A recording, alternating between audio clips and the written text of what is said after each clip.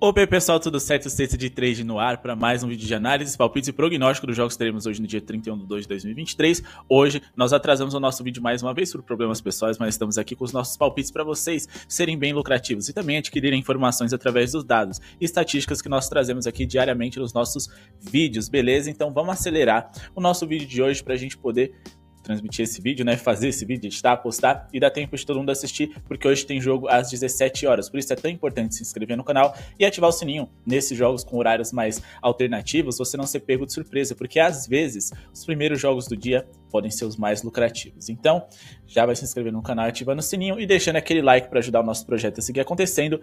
Meta de 300 likes mais uma vez, vamos virar esse ano, dia 31 para o dia 1º, começar 2024 com dinheiro no bolso.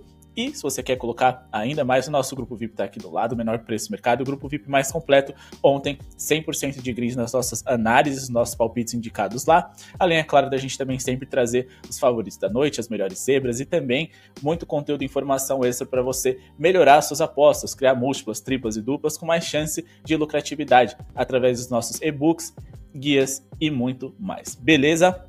Bom, bora começar aqui com Wizards e Hawks. Aqui a gente vai trazer um palpite em jogador para vocês. A gente tem o Trae Young como dúvida, um Atlanta Hawks que vem no mau momento, que fora de casa não é tão confiável, joga sem DeAndre Hunter e quem sabe sem o Trae Young, que é dúvida para hoje, e o Okongwu, que é um dos seus bons reservas. Do outro lado a gente tem o Wizards, que é um dos piores times da NBA, mas nesse momento o Atlanta também é um time ruim. Eu não quero depender de time ruim para minha tip bater. E por mais que a gente tenha um Wizards terrível, não dá pra gente colocar um handicap positivo a favor deles e nem para confiar no Hawks com uma odd tão baixa. Então a gente vai fazer o seguinte, a gente vai trabalhar com a linha de assistências de um jogador e ele não é o Trae Young. Inclusive, se o Trae Young não tiver em quadra, melhor ainda, porque a linha já tá baixa, tem enorme potencial e a gente vai colocar aqui acima de 5.5 assistências do DeJounte Murray, aqui odd de 1,90. Eu considero bem interessante essa tip por conta da seguinte argumentação. Essa é a melhor opção que a gente tem para essa partida na nossa visão, mas é claro, a gente já vai falar de outras possibilidades que vocês podem trabalhar. Bom, DeJounte Murray nos últimos 5 jogos contra os Wizards,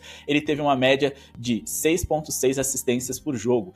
Nesse ano de 2023, o Atlanta Hawks enfrentou o Washington Wizards nessas 5 vezes, ele conseguiu superar os 5.5 em 4 desses 5 jogos. E também nos últimos 2 consecutivos e únicos confrontos que as franquias tiveram nessa temporada de 23-24. Inclusive, a gente indicou no nosso grupo VIP essas assistências dele e nas 2 oportunidades bateu, com 8 e 10 assistências em cada jogo. A gente está falando de um Atlanta Hawks que joga e deixa jogar, mas eles marcam 120.2 pontos por jogo de média nos últimos 15 jogos, e como eu disse, de 15 jogos, um time que só conseguiu vencer 4, não dá para confiar nesse Atlanta. Os Wizards são ainda piores. Nos últimos 15, eles venceram apenas 3 jogos, 4, né, desculpe, perderam 11, mas na temporada em geral eles são piores do que o Atlanta Hawks, mas repito, jogadores é a única coisa que a gente precisa ficar de olho aqui.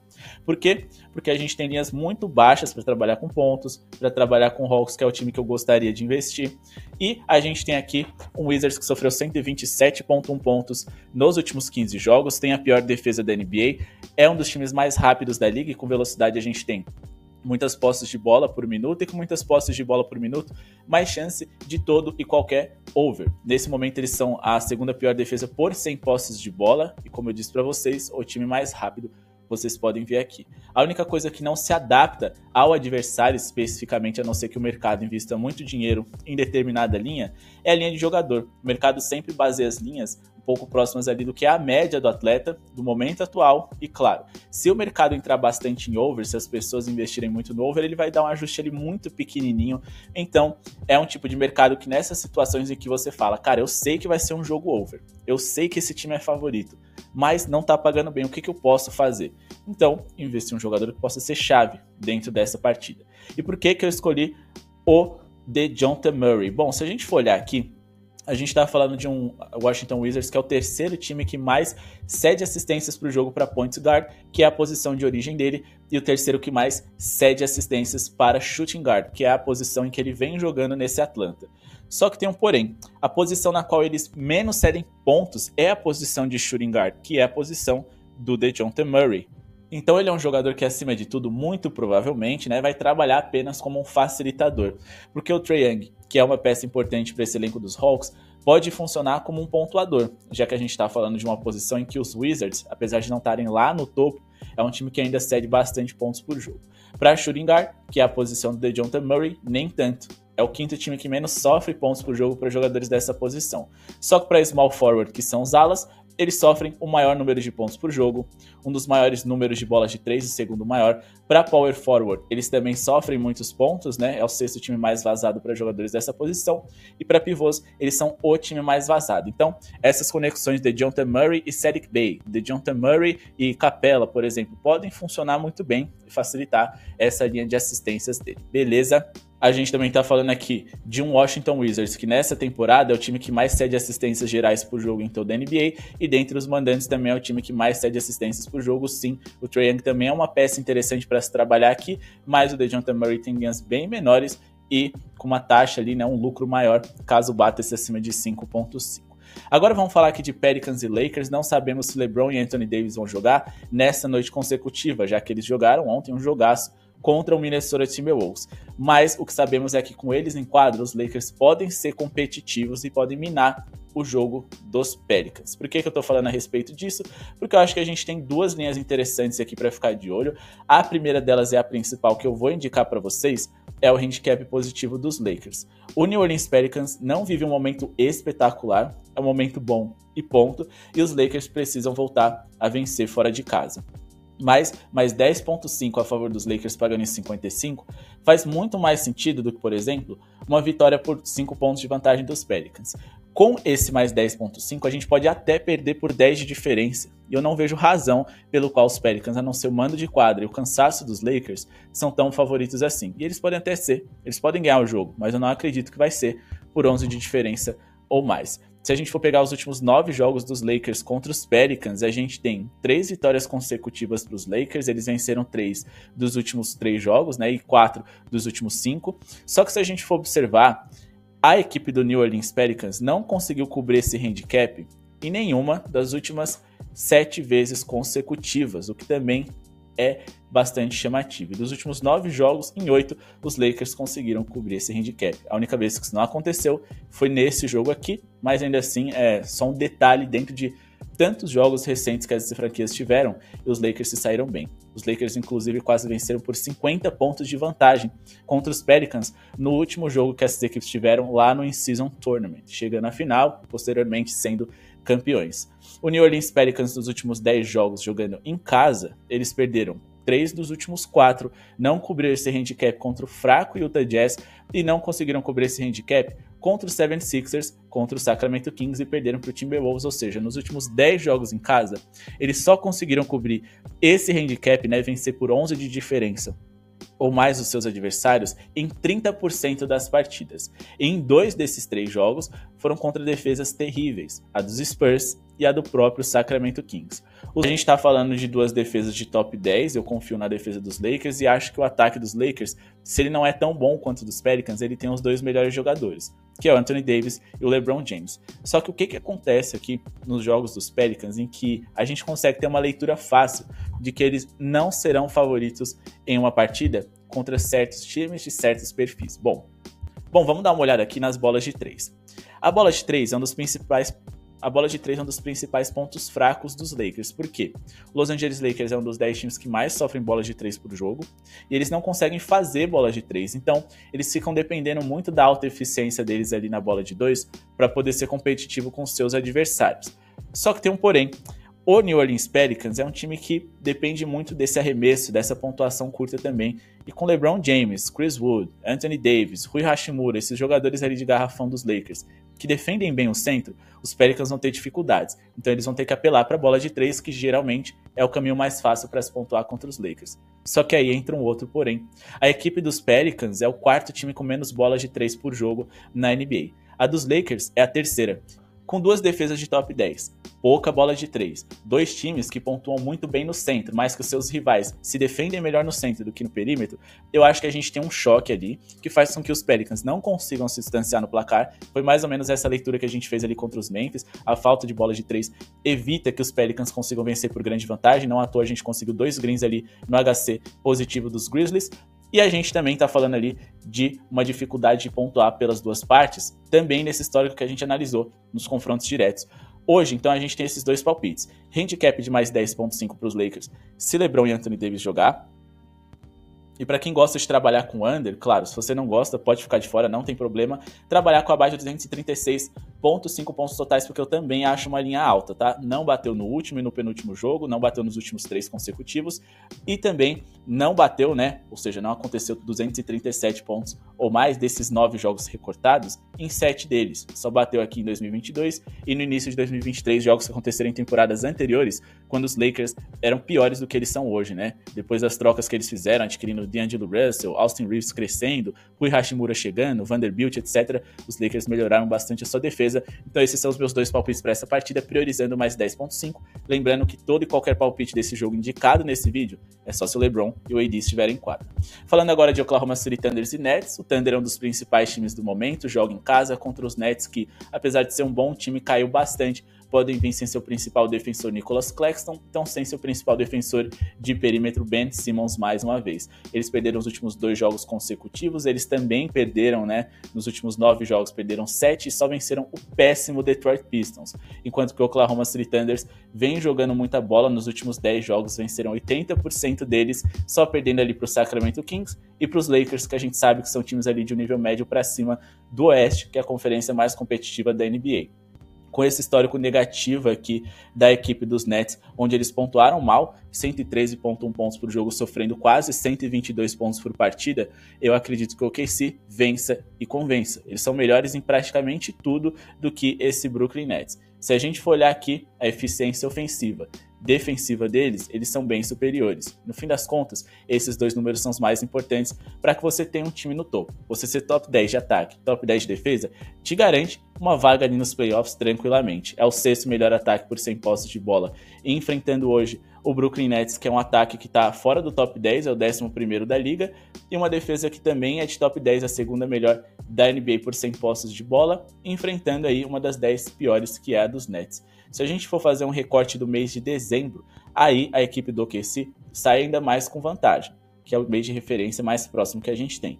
Eles foram o 7º melhor ataque, enquanto que o Brooklyn Nets foi um ataque ali de meio de tabela, o 17º, quase um dos 10 piores, e defensivamente o OKC foi a 3ª melhor defesa da liga, enquanto que o Brooklyn Nets também decepcionou bastante na defesa, uma das 10 piores defesas do mês. Beleza, então nosso palpite, Oklahoma City Thunders vence esse jogo. E agora vamos indicar para vocês uma dupla aqui.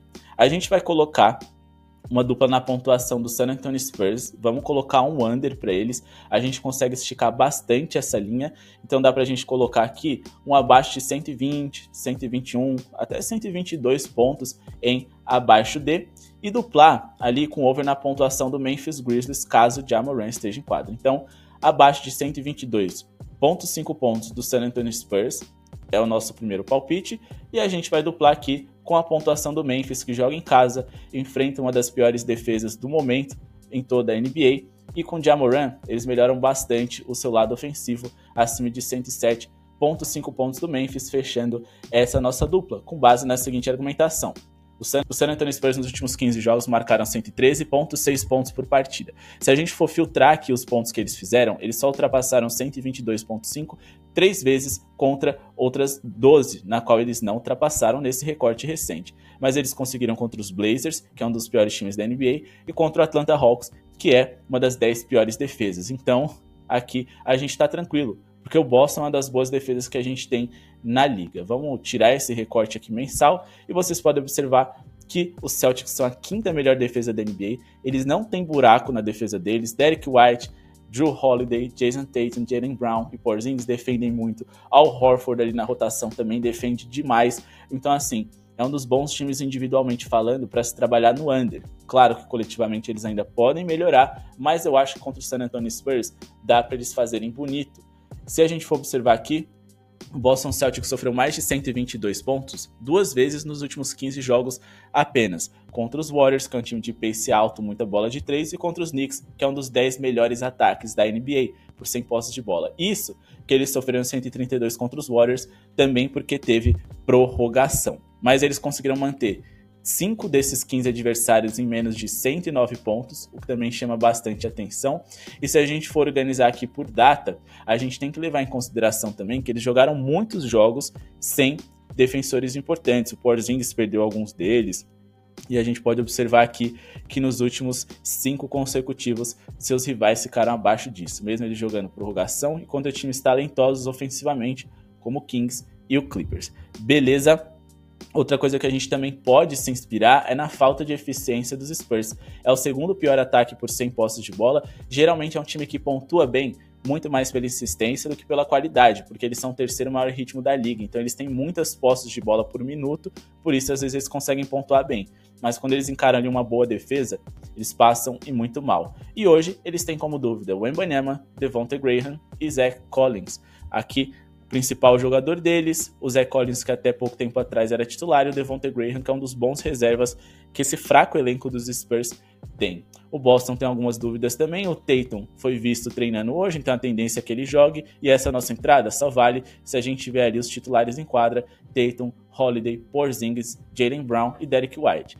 Claro, se um desses jogadores não jogar, não tem problema, desde que ele não seja o Porzingis. Eu quero muito um bom protetor de aro, porque se o Wembanyama jogar, esse cara aqui vai ser importante para fazer um confronto com ele. Mas agora, vamos justificar o ataque dos Grizzlies, que, se a gente for olhar aqui, é o pior ataque da NBA por 100 posses de bola, simplesmente terrível. Por que a gente acredita no over deles?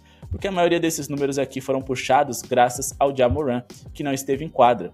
A equipe do Memphis Grizzlies jogou aí, vamos olhar aqui a quantidade de jogos que eles jogaram. Eles jogaram 31 jogos, sendo que 26 deles foi sem o Ja Morant. Então o Ja só jogou 5 jogos. E ele mostrou enorme impacto ofensivo nessa franquia. E se a gente for observar, defensivamente na temporada, o Sacramento Kings é uma das 10 piores defesas, só que a queda livre deles aconteceu, acima de tudo, nesse mês.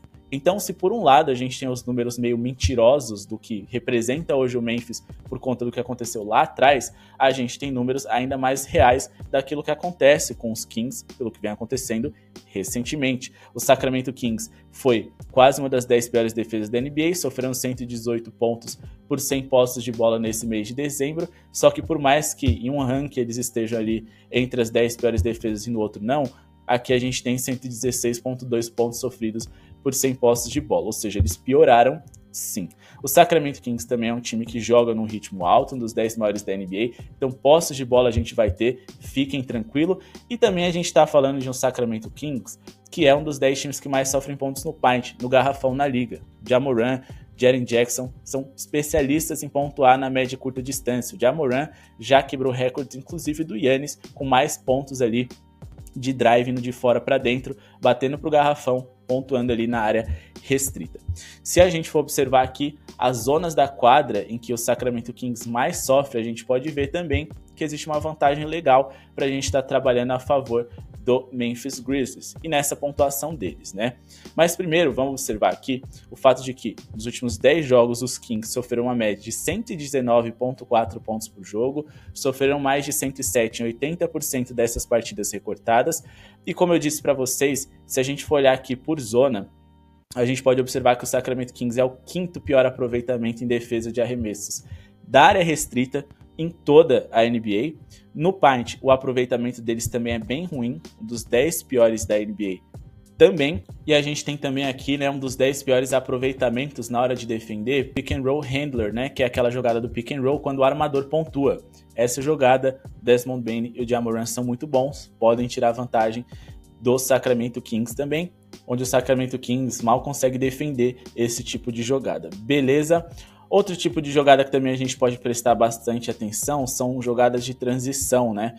Com Ja Morant e um jogo acelerado, a gente pode ver muitos pontos sendo sofridos por parte do Sacramento Kings, que se não é um dos times que mais sofrem pontos brutos por jogo nesse tipo de jogada, eles têm também um aproveitamento ali que é quase um dos 10 piores. Na verdade, assim, empatado com Pistons, Wizards e Orlando Magic, eles têm um dos 10 piores aproveitamentos, sim, mas por conta de outros critérios, né, inclusive o número menor de jogos, eles foram jogados para fora do ranking de top 10 de piores times em pontos de transição sofridos percentualmente, mas assim, eles são ruins sim, têm dificuldade de defender e tem apenas um bom protetor de aro, que é o Sabonis, que não pode ficar fazendo falta o tempo todo, porque ele é muito importante nos momentos ofensivos e nos momentos finais da partida e do jogo como um todo dos Kings. Então, bom, esses foram nossos palpites de hoje, essas foram as nossas análises, palpites, prognósticos, mas a gente tem muito mais lá no nosso conteúdo do VIP e análise exclusiva de Suns e Orlando também vai ficar lá. Muito obrigado pela audiência de todos, peço desculpas por conta do horário desse vídeo, mas a gente fez o possível para dar tempo de vocês assistirem. Muito obrigado pela sua audiência e falou!